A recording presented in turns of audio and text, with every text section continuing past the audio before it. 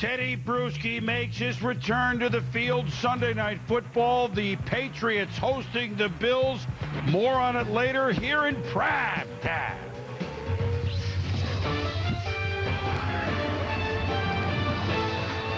Week 8 in the NFL, it got downright scary. Jake and the Broncos at Mile High. Well, they are at the start. The Eagles try to make a rise up. High emotions, pure adrenaline for Tiki and the Giants. They wrap the skins. Culpepper hurt. Is he done for the year? Things get worse for the Vikes in Carolina. Brett Favre picked off 5 times by the Bengals, but they had a chance at the end. Meanwhile, LT back with San Diego early. Could the Chiefs charge? All the tricks and treats now on NFL Primetime.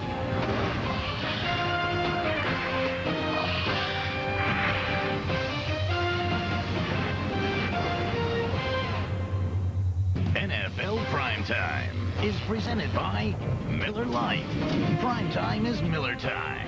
And now, here's your host, Chris Berman. Hello once again, everybody, and welcome to NFL Primetime Week 8. Chris Berman along with Tom Jackson. From all of us to all of you, happy Halloween. And just kind of a public service. You know, when you're driving around tomorrow, it's dark. It's a big night for the kids. Be careful. That's right. Be careful. It's such a big night for them. And, well, just about halfway through the NFL season. Today there was some black and white stuff that came out. Yeah, last week we had black and orange, all those fantastic finishes last week. And this week I thought we found more defining games. It's not only winning or losing. We found out it's how you win or lose. Well, here we go with the Jaguars at the Rams. The last time we saw the Jags, an impressive win. That's Joe Vitt now coaching for the rest of the year. Head coach as Mike Martz nurses in the hospital. Chris Hansen punt blocked by Drew Walrus. Cuckoo the Walrus. Brandon Chiller picks it up. Chiller and Mira with a touchdown. 29 yards, and here it is. Cuckoo the bus through Rams. Yeah, you watch Drew Walrus. He comes right up the middle of the football field. Great job of blocking. Take the ball off the kicker's foot. You know what, Tom? It's Rams special teams making a plus. I hear you. Fred Taylor was supposed to be hurt. Doesn't look hurt here for Jacksonville. 71 yards. He had 165 in this game. We are tied at 7. Next Ram possession. Jamie Martin playing for the injured Mark Bolger. And Kevin Curtis, a lot of times doesn't catch many, but he catches them big. This is 83 yards, and the Rams lead at 14-7. So Jacksonville trying to rally. We know Byron Leftwich can do it, but this isn't how you draw it up. But you'll take Ernest Wilford. Doink, doink, doink, doink. What a catch by Ernest Wilford in the back of the end zone to tie it at 14. Now, 21-17 Jags in the fourth. Mike Furry is going to get the gift. Wilford bobbles it. Furry with the fringe on top has the ball. And a big return for St. Louis at home. Moments later, big game for Steven Jackson, primarily on the ground. But when you do that, that's going to include a screen pass. And here it is to the big fella. Bang! 19-yard touchdown, the Rams. Early fourth lead, 24-21. Now a minute and a half to go in the game. Jags have one opportunity to get in the field goal range. Left with to Matt Jones. Brandon Chiller hits it away as it arrives. Now fourth down.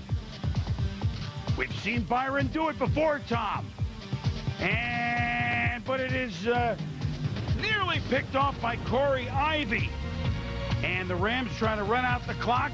Literally. Steven Jackson.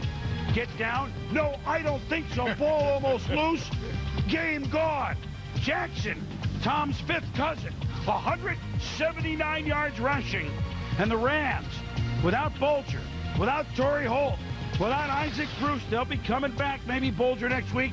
The Rams all of a sudden 2-1 under Joe Vitt. They win it 24-21.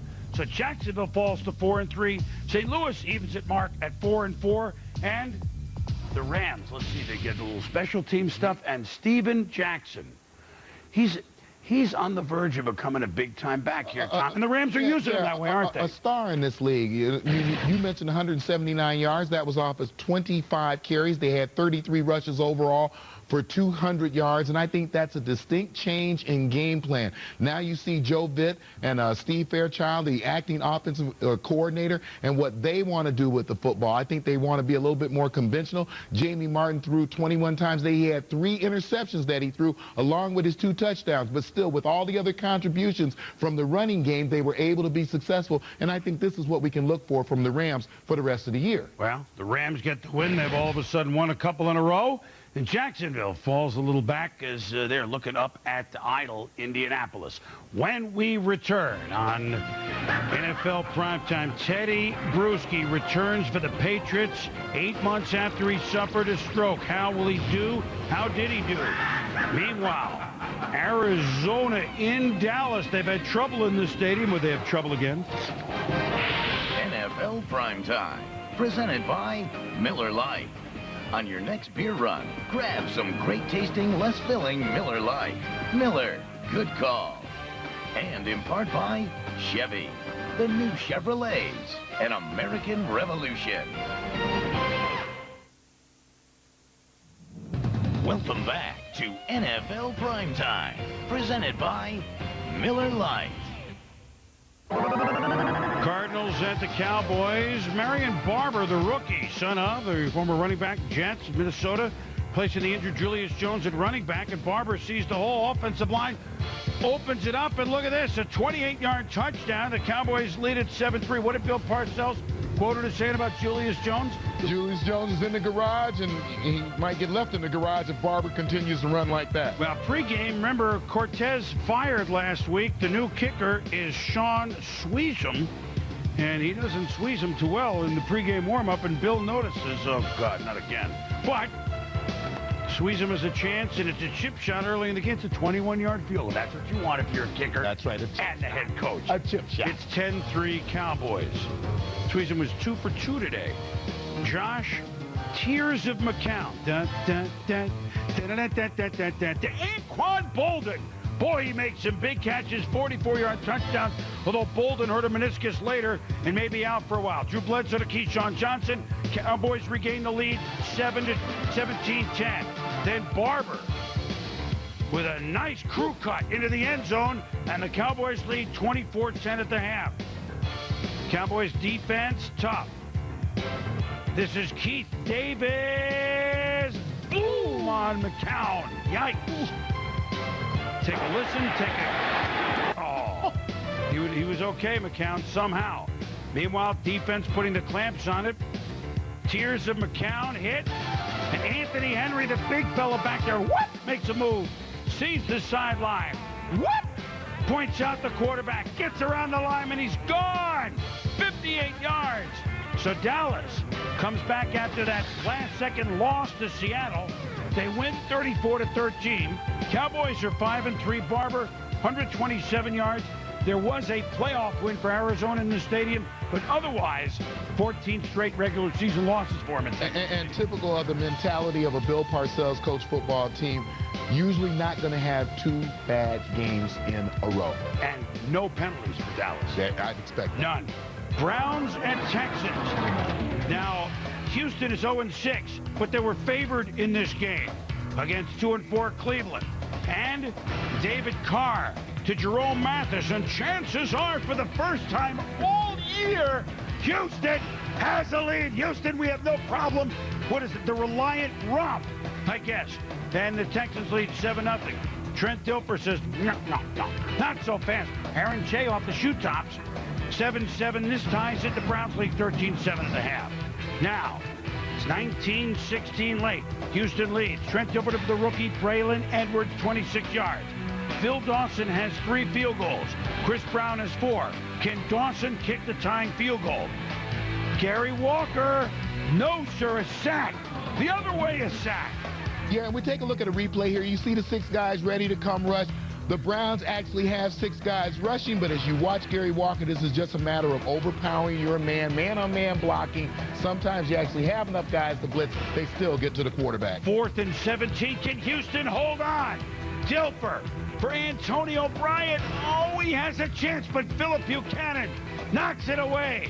And at least before we get to Halloween, Houston for Tom Capers has a win. Everybody in the league now off the schneid. The Texans win it 19-16. Carr only sacked 2 times. So at least they win it. And you know what this means, Tom? You know what this means? I do know what it means. Well, let's see. Leroy Selman and all those guys in those 1976 Buccaneers that went 0-14. They're still, I know they're not thrilled with it, and we're just having fun, Leroy, you know that. Still, the only team winless to add a season. When we return, Bears-Lions for first place and a winning record in the always humorous Norris division went OT. And an emotional day at the Meadowlands was all G-Men. The Fantasy Ticker, brought to you by Chevy, the new Chevrolets, and American Revolution. Here we go with Oakland on the road at Tennessee. The Raiders on the road the last 2.5 years, 2-16. Steve McNair back, quarterback of the Titans after missing last week injury. But he watched Kerry Collins at Jerry Porter. God, is he an impressive target when he gets moving. 26 yards. And, Tom, rookie. Pac-Man Jones. See, we're old enough to remember that game. Pac-Man didn't look good there. So, first quarter, 10-0 Oakland. Collins screened to Lamont Jordan at 3 TDs last week. Makes the move back. 18 yards, 17-0. There it is. And a banjo on my knee. Now it's 17-6, and Chris Brown back in there. 30. Get out of here, Stuart Schweigert. Get out of here. 38 yards. 17-12. They go for 2 and don't get it, so it stays that way. Later, second quarter, Pac-Man Jones. Look at him go, and outside at the 50. He could. Go. Oh, the way. He's gone, but. Oh, no, there's a foul blocking out of bounds. Touchdown. Call back. So instead of the touchdown at their own 9, and look what happens. Warren sack, ball loose. Gerard Cooper, touchdown. A 14-point swing on that penalty, 24-12. There it is. Just seconds left in the second quarter. Collins picked off by Ronaldo Hill. Speaking of swings, Tennessee's back in the game. 24-22 Oakland at the half. It's now 27-22 fourth quarter. McNair. And he's been hurt, Tom, so we haven't seen a lot of this. We don't get a chance to see him do this very often. He did it a lot when he was younger in his career, running, scrambling down the field, going for a first down. Comes very close to getting one right there, Boone. He would return, set up a field goal 27-25. So Kerry Collins, Jerry Porter. Oh, was that Pac-Man again? Oh, you're going to see it. Porter, gone. Game, gone. Look at this play. Take a look at Pac-Man right here. Walk. You got to give a better effort than that. And he'll hear about that one, not only in film session, he's hearing about that one on the sideline already. And so the Tennessee came from behind to make it a game, but in the end, there it is. They win it by the count of 34-25. Kerry threw 3 touchdown passes. The Raiders sacked Steve McNair 6 times in this game. So all of a sudden, they've won a couple of games, and they are 3-4. Now, our favorite division, the Norris division. Detroit won on opening day to go 1-0. They were the only team in the division that won. They were above 500. Do you know that it was going to take until October 30th for another team in the division to be over 500? That's because 3-3 Detroit was hosting 3-3 Chicago. He had one of our prime cuts, Kyle Orton, the rookie quarterback. Oh, my goodness, it's almost a safety. Detroit almost leads it 5-0. That was the last play of the first quarter. Now, second quarter, they're on their own one climb, but Kyle Orton to Thomas Jones. He was calm there, 15 yards. Turned out to be a huge play because same drive, Orton, Mark Bradley, and Bradley guns it 54 yards. So remember, this drive began on about the 1-foot line. Same drive at 3rd and 12. Orton, Jamusin Muhammad. This is a 99-yard drive, and the Bears lead 7-3. Impressive. Jeff Garcia back in the starting lineup, and and he wondered right here, boom, why am I? But he's a tough guy. This is the hit for Tommy Harris. As tough as they come, and you see Tommy Harris right head on, helmet on helmet, couldn't be avoided. But you saw Jeff Garcia bounce right back up. It was the Bears 13-3 at the half, but here comes Detroit. Kevin Jones gets the block there and 6-yard touchdown at 13-10. Now Hansen kicks a field goal at 13-all. Here's the big play of the game, or it could have been. Garcia, what is it? Is it ruled a fumble? Is it ruled a lateral? Is it ruled a free ball? First, it was thought a touchdown. But after the side judge said a touchdown, referee Bill Carrillo said, you know what I saw? Now watch this. Look at his hand. I saw it a forward pass. I'm by about a foot it was. And I give the referee credit for doing that. This is what I'd like to see more of in games. I saw something that you didn't. Let's both take a look at it, make the best decision that we can. So that was the call. Then Lovie Smith challenged it, but it was the ruling stay. So Detroit gets a break. They couldn't do anything with it later on. There's another sack, Alex Brown. Now we go to overtime. It's both teams have it. And Garcia drops back to throw. Looks to Mike Williams, but Charles Tillman is gone. And you said it in the room, Tom. It's going to be a turnover to decide this game. The Bears go into Detroit. And Tillman makes the pick. And they win it 19-13 in overtime. It's Chicago in November with a winning record in the division at 4-3. And, we hate to yuck it up here, but they had swept Detroit. And with the way Green Bay and Minnesota's going, if it comes to these two, any tiebreaker now goes to the Bears, who was the first rematch in here.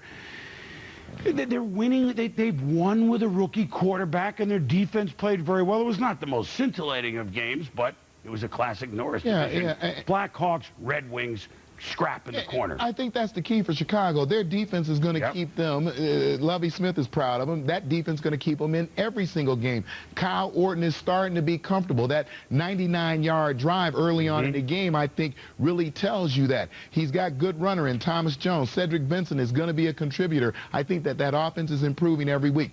Now, you look at the other team, the Detroit Lions, I just don't know how Jeff Garcia can survive. He could be the entirety of Jacked Up tomorrow night on Monday Night Countdown. We wouldn't have to go to another player in the league. But he hung in. He is as tough as they come. He's as tough as they come, but he's under 6 feet tall, and he only weighs $180 soaking wet. I don't know how he can continue to survive the kind of hits that he took today. A lot of their mainline players out, but they tried it, but give the Bears credit. The Norris division has a team over 500, and it's the Chicago Bears. Certainly not the Vikings. They ran aground literally against Carolina, and it's certainly not the Green Bay Packers. They went into Cincy. Brett Favre was game, but the Bengals brought their game in the pass defense. Visa Skycam takes you to Foxborough to get you set for the Patriots against the Bills for first place in the AFC East. Teddy Bruschi back at game at the bottom of the hour here in Sunday Night Football. The Minnesota Vikings began this season with such promise, but for now, Mike Tice and the Vikes just trying to get a grip. They were in Carolina, who won 3 in a row going into their bye week. Vikings down 7-0 early. Dante Culpepper scrambling for 17 yards, but he's hit right there at the end of the run. And see Chris Gamble into the knee. Yeah, Chris Gamble coming in from the right side of your screen, and you can see just the awkward way that Culpepper's knee got hit, and he would be carted off the field. Injured right knee. Mike Tice said, we don't know yet. I'm not a doctor, but I'm afraid that it might be all year. Let's hope not. Meanwhile, Steve Smith and Fred Smoot. You think that Smith took him to school today, Tom? Fred Smoot of course, Smith's done it all year, but he turned him every which way but loose. Yeah, matched up one-on-one, doing a lot of talking before the game. You saw him right there at the top of the screen. And again, they would be matched up one-on-one, our best corner, your best receiver. And look at daylight come, and you got it, Delhomme, when you got a speedster like this. Wow! Up top, 69 yards, down to the 1, setting up a touchdown, and then here in the slot, Tom. Yeah, watch him out of the slot. We're still going to move our corner on to your guy. He runs a little inside slant, little short seam. Easy catch, easy throw. Another look here. Oh, what? Done. He's as quick as they come. Wow. 11 for 201. I know the Panthers haven't been around as long as, say, the Chicago Bears, but it's a franchise record. Bang! Ricky Manning Jr. smacks Corin Robbins. This was the day that it was for the Vikings. Smacked around, beaten badly, and Carolina. 38-13 over the Minnesota Vikings. We told you about Smith, 11 for 201. Not only was Smoot burned, he was flagged 4 times. Brad Johnson came in to mop it up. 450-plus yards for Carolina. I think you get the picture. Minnesota, that win last week, a distant memory, and Carolina is at 5-2. Wellington Mara, a patriarch in the National Football League, 89 years of age. He spelled football. He spelled the Giants. He spelled class. The Giants have been in the Mara family since 1925. He, as a kid, saw things as far back as the sneaker game, beloved by everybody in the organization. You saw it by who showed up at the funeral on Friday. And today, the New York Giants had a chance to pay him, the late Wellington Mara, the ultimate compliment by, in a game for first place with the Washington Redskins, they had a chance to show who was boss. This is one of his 40 grandchildren. This is Kate Mara singing the national anthem. Everybody thinking of Wellington Mara. There wasn't a person that met him that didn't love him. And Tiki Barber was one of those that knew him well. And on the very first play from scrimmage, 57 yards, setting up a field goal. The Giants, every man on this roster, made sure that they brought their best game. Clinton Portis hit hard by Brent Alexander. Portis shaking. He returned 4 carries, 9 yards. 3rd and 13 from the 17. Mark Brunell is going to be sacked by Michael Strahan, one of the Giant veterans who was stirred by the passing of Wellington Mara. Feliage kicked another field goal, 6-0. And then Tiki, look at him hit the hole. Look at him get the block. And he could go just about all the way down to the one from flying when Brandon Jacobs takes it in for a touchdown. 16-0 Giants, under 2 minutes to go. Brunell picked off by former skin Antonio Pierce. Brunell today 11 of 28 for 65 yards. This was a team that scored 52 last week. Now, beginning of the 3rd quarter, how about the special teams? Fumble! Liddell Betts fumbles, and think about it, Willie Ponder gets on the ball for the Giants. Setting up Eli Manning to Jeremy Shockey. Look at this. In the end zone, 26-0. Now 29-0. 3rd and goal Giants, 3rd quarter later. Tiki barreling. Touchdown. Tiki with a career best 206. Tim McDonald, one of Wellington's grandsons, gets the ball. Barber hugs Tim McDonald. Thank you, Wellington, and thank you, Giants. My goodness, this was over before it started. 36-0. The Giants, led by Tiki Barber, 206 yards, made sure that their boss upstairs knew exactly what they thought of him. I think it was an emotional week, especially for some of those guys who have been here for a long time. And I guess to be able to go out on this field today against one of our heated rivals in a very important game in our division, and to represent the kind of character and Giant pride that he always exemplified as an owner, it means a lot to us, especially to me, to have a day like this. As much as this team has meant to me, it's special. The thing I think that was most impressive, and you've got to look at what Tiki and everything is, it was everybody, okay? It was everybody. It was the deep, for Every example, phase. Skins 34 yards offense in the first half, okay? We gave you Brunell's numbers. You saw what Tiki Barber did. The special teams, you saw part of what they did. Feely had 5 field.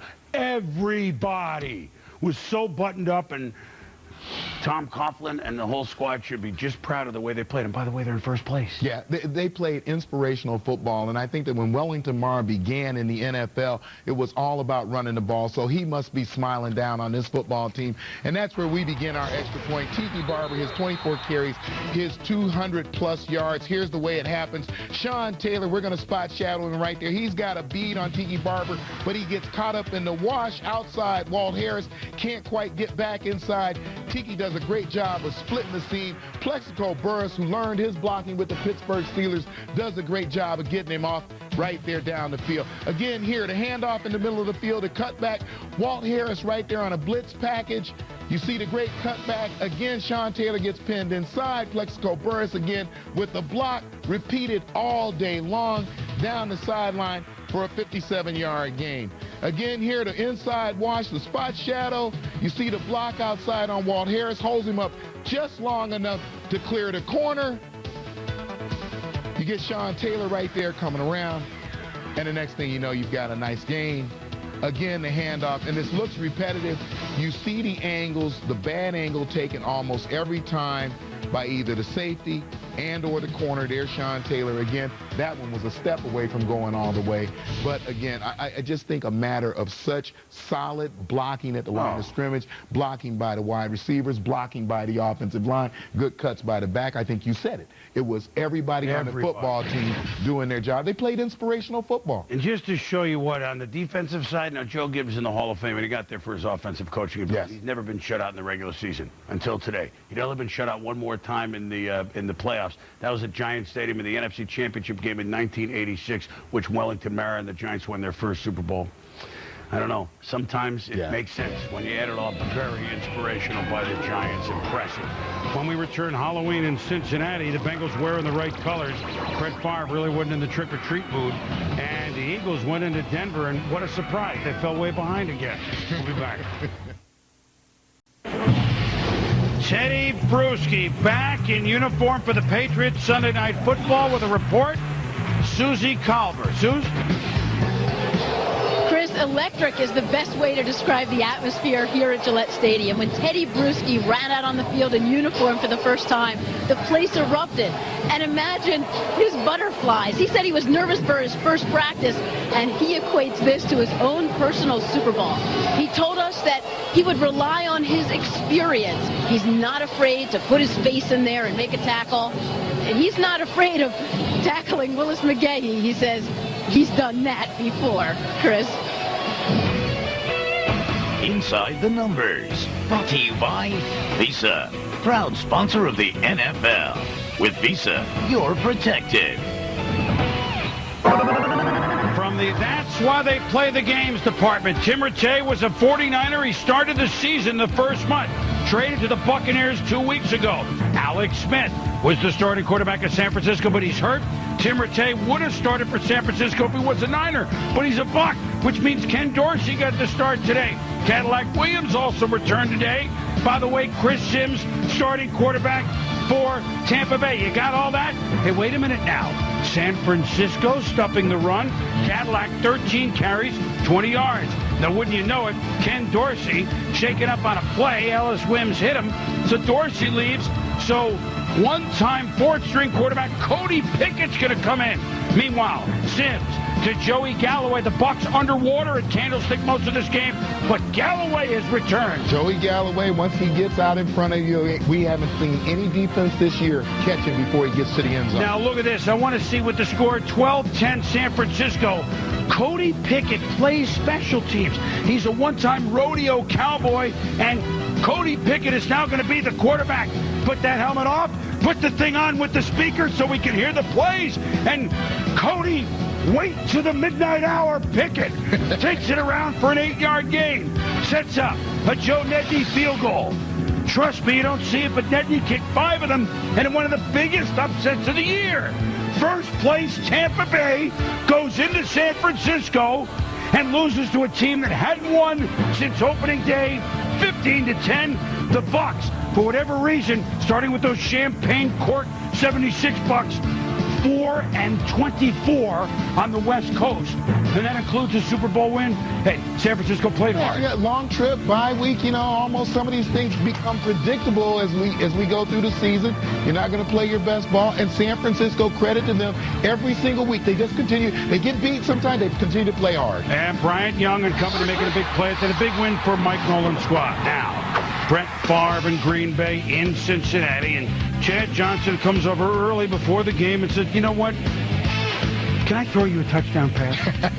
Chad's unbelievable. Brett, the end of the pack, with another tough loss last week, 1-5. And it was a tough game. Odell Thurman, the rookie middle linebacker, that ball was tipped, Tom.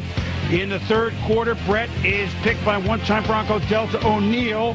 Later in the third quarter, Favre is going to have his pocket picked by O'Neal again. Later in the third quarter, it's going to be the Bengals again. The Bengals have the most interceptions of anybody in football. This is their Pro Bowl corner, Torrey James, with Brett on the move. It's actually a pretty good throw on the move, but James makes a nice play on it. And then early in the fourth, so this all came together. Thurman with his second pick. 5 interceptions of Favre, the most he's ever had in a regular season game. He had 6 in the 0-1 playoffs against the Rams. So after the 5th interception, Carson Palmer, who's thrown a couple of touchdowns, complete to Jeremy Johnson. Is every offensive player in the Bengals first name begin with an I? It is Jeremy Johnson. 21-7. Favre, fourth quarter. Despite all the picks, hits Bubba Franks, and with this little play, Favre passes Hall of Famer John Elway, second all-time yards, 51,595. Trailing only Dan Marino. Favre to Franks, 3 minutes to go. We have a game, 21-14. By the way, an aside, I like the uniforms the Bengals wore today, the day before Halloween, Tom. Favre steps up, and you know what? Whether this is pass interference or not, we can debate it. When it's not blatant on these 50-yard bombs, how about the college rule, 15 yards? Well, yeah, you just watch the play right there. Efiani Ohaleti actually has as much right to the ball as anybody else. It actually looked like offensive interference when you slow it down. If you call, they get a gift. It's like 50 yards. So, 48 seconds ago, Donald Driver tips it to Antonio Chapman. Is it going to be one of Favre's comebacks? Now, watch this. The whistle kills the play, and then a fan is on. How does this happen? A fan is on the field and takes the ball. Well, you worry about security. That's what you worry about. I mean, the days are up. Mike Curtis not going to chase him down. I mean, at any rate, so they get kind of a wind, and the Favre is sacked. He tries to get everybody back to the line. Tick, tick, tick, tick, tick, tick, tick, tick, tick. Brett says, let's spike it and call one more play. But Favre has something else up his sleeve. Tick, tick, tick, tick, tick. Well, no, it's not a spike. But the line of scrimmage is a 31, and Brett is going to... Oh, wow. Franks catches it. He's over the line. Brett's exhausted. The Packers lose again. They've never had a losing record since Favre became a Packer in '92. They are now 1-6. For Cincinnati, who lost 2 of 3, they get the win, 6-2. The Bengals have picked the ball off 20 times this year. As we go inside the numbers, Tom, we'll see that 3 times in all against the Norris division. 15 against the NFC North. 5 against Culpepper, 5 against Orton, 5 against Favre. They got 20. Don't worry, they're playing Detroit in December. That's coming. And the Bengals are 6-2.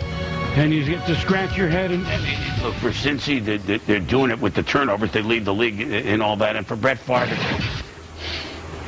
it's just sad to see him crawling at the end. I mean, he's trying, but he's alone, and it's sad to see. One of the greatest players in history of the NFL having a season like this, the Packers are. Yeah, the formula for success for the Cincinnati Bengals, balance, and then defensively we're going to force turnovers and give our offense some extra opportunities. But I think as you watch each and every time Brett Favre goes out to play, he has very little help. He's now trying, I think he's tried it both ways. I think he's tried being careful with the football, but he's going to go down the gunslinger, and it is difficult to watch. But if you watch the appreciation that each and every one of these teams has for Brett Favre, win, lose, or draw, at the end of the game, there's something very gratifying about it. Yes, just, you know, today, that horrible play at the end of the game, but then there was this rush by everybody on the other team over to him to say, hey, Brett, we just love you. We appreciate what you've done in this league. You know, you're one of the great players who's ever going to play football in this league. They know they're among royalty, but that's correct. But it's hard to watch. It's going to get more difficult as we go down the stretch. Because they're not going anywhere. No. They're going to try. They're not going anywhere. It's the Bengals, who are a team that are going somewhere, that halfway through the season are 6-2 for Marvin Lewis. When we return, Eagles, Broncos. The Broncos, when they're at home, we saw what they did to New England a couple of weeks ago. Meanwhile, in the AFC West, Chiefs and Chargers, both teams certainly can score. Primetime rolls on.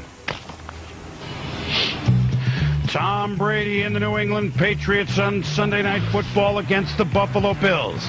Brady, once upon a time at 95, Junipero Serra High in San Mateo, California, San Francisco Bay Area, the same high school that produced Barry Bonds and Lynn Swann.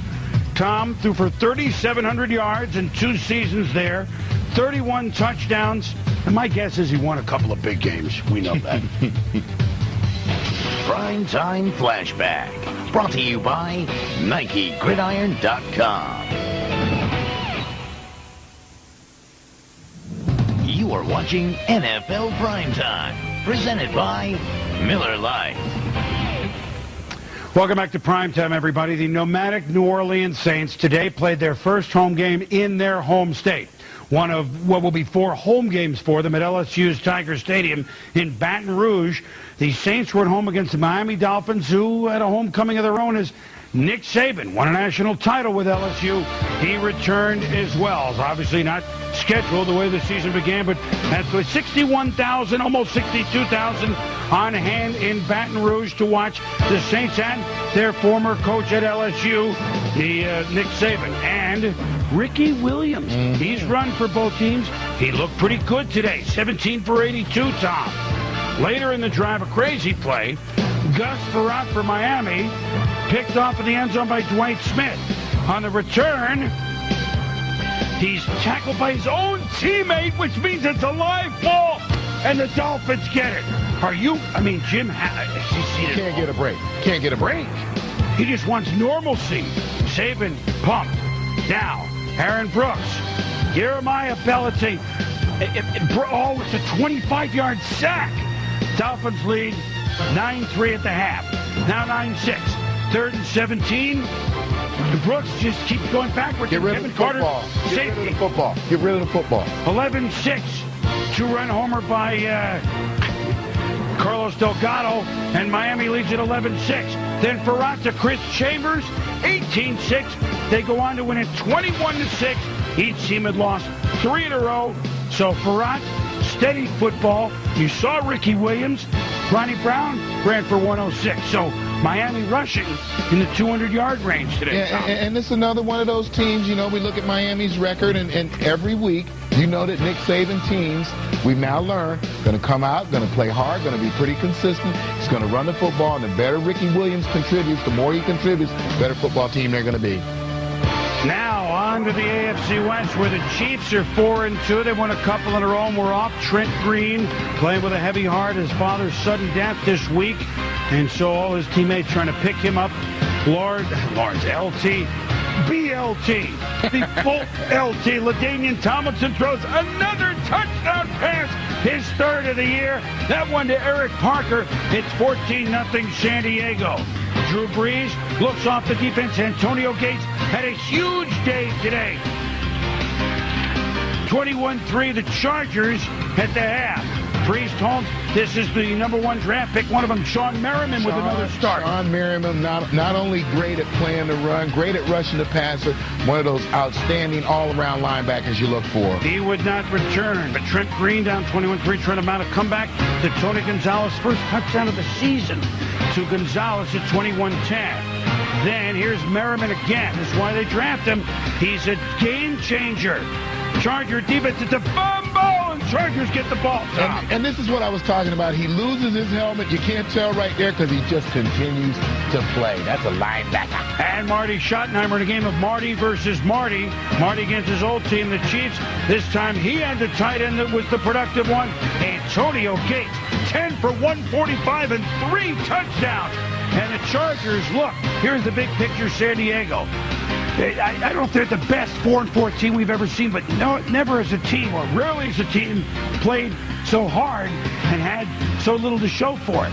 They go east next week to the Jets, a game that's certainly winnable. Then they have a bye. If they can get to 5-4, they still can make something of it as defending champs. Yeah, pretty good football team in a tough division. I would still like to see LaDainian's numbers continue to go up.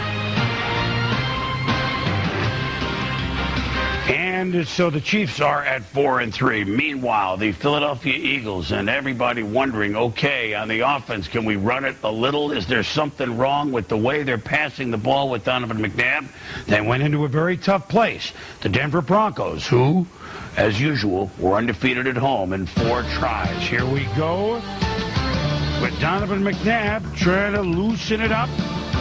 And Jake Plummer back to pass to Kyle Johnson.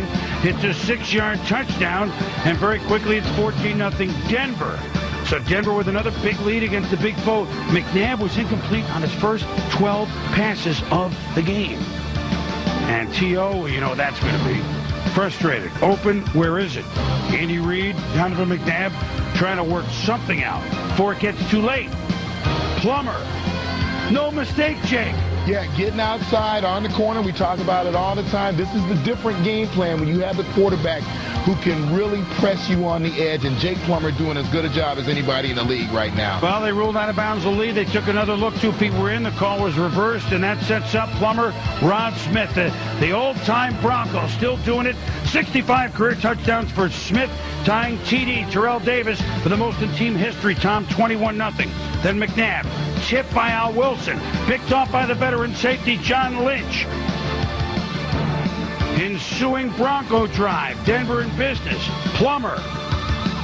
Boy, he used to kill the Eagles when he was with Arizona. I know it's a long time ago. How about that catch? Steven Alexander. 28-0 Denver. 1:20 left in the half. Donovan McNabb and the Eagles get on the board to play action L.J. Smith, but it's 28-7 at the half. But then a little hitch to T.O., and he's gone to Champ Bailey. He could go all the way. 91 yards. He came to Denver in a tuxedo. He was dressed well here. 28-14. Yeah, you take another look at this. This is against Champ Bailey, one of the outstanding shutdown corners in this league, and you just see the move of Terrell Owens and how electrifying he can be once he makes a move and gets out front. Okay, that works. Let's try it again. And T.O. beats the coverage again. Hits a 46-yard pickup against Champ Bailey. And then McNabb finally starting to feel it. Late third, we have a game. Brian Westbrook shakes 2 tackles. 28-21. Could Denver be letting down again, Tom? Well, maybe not. Dominique Foxworth makes a big pick as the Eagles were trying to tie the game in the 4th. Now, 10 minutes to go. Starting to rain. Roderick Hood slips in the rain. And Todd DeVoe is gone. 44 yards, 35-21. Then the ground game. Tatum Bell, block there, a block there. He's gone. 67 yards. Bell. 107. Mike Anderson, 126. In the end, a game that was almost tied ends up a blowout. 49-21. The Broncos, who at the halfway mark are now 6-2, heading into their bye. Philly, Sunday night game against Washington, which is certainly a game to ponder, is 4-3 and a head-scratcher for Philadelphia, though we all have our theories. Denver, impressive. Yeah, Denver impressive and a lot of questions for the Philadelphia Eagles. Well, they've got to sort a lot of things out. You wonder if the grind is just becoming too much in that ultra-competitive NFC East. When we return, game balls, many to ponder. NFL Primetime, presented by Miller Lite. On your next beer run, grab some great-tasting, less-filling Miller Lite. Miller, good call. And in part by Visa, proud sponsor of the NFL. With Visa, you're protected. And BP. Primetime Performers, brought to you by the multifunctional element from Honda. Where will it take you?